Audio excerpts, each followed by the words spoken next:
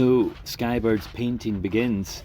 I've decided to, at last, after 10 years, renew the boot line, and I'm trying to mask it up here, but as you can see, I've never been much of a painter, and I'm certainly not doing a very good job, but it'll be better than no boot line, and it protects the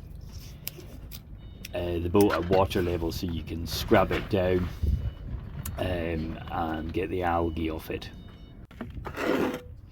I'm using a 2-pack paint. It's a very hard paint, enamel. It's also very expensive, but it's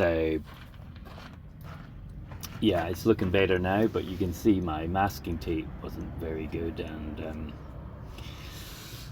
as my old mate Bill says, if it's the 20-yard rule, if you look at it from 20 yards away and it's okay, well, there you go. But anyway, there it is, folks. So it's now on to the anti-fouling. So it's anti-foul time, and I like this. I like the Jotun brand. It's a bit upmarket, but you know, they're all expensive, but Jotun's pretty top notch. This is the Sea Victor. It's a soft sacrificial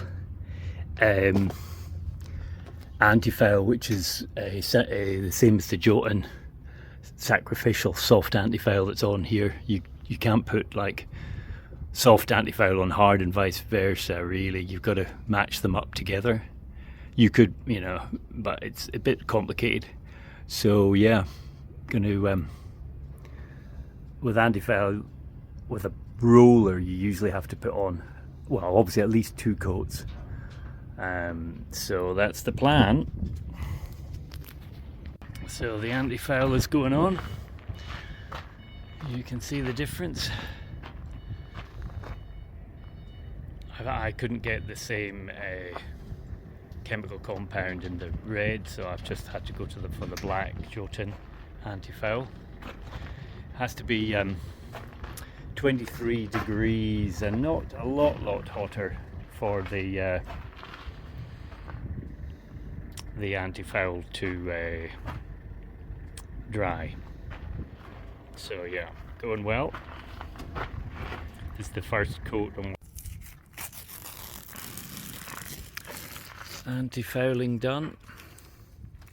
2 coats of Jotun soft finish.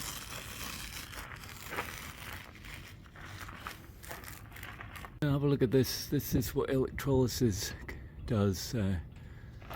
That's the one I've taken off, and that's what it should look like. It's a sacrificial anode and trim tab combined, but you can see what electrical current does to different metals. So yeah, you got to watch. This is my poor man's way of cleaning the fuel tank.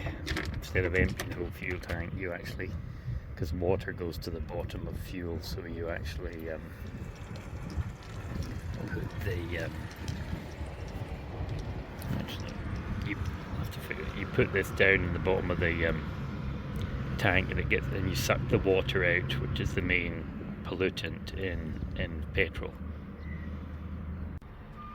So yeah, I've just finished pumping, so you can see the fuel break down, and the water at the bottom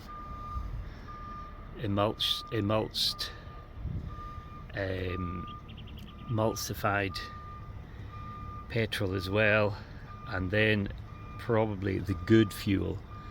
So I'm afraid, yeah, the tank's in a bit of a mess. It's been lying, you know, like a long time, so the petrol is in a bad state because it's the 2-stroke oil that's mixed with it has unbound, as it were. So I'm going to have to consider this, what I'm going to do. I'll probably have to keep pumping out and then put new fuel in. Okay, that's all right.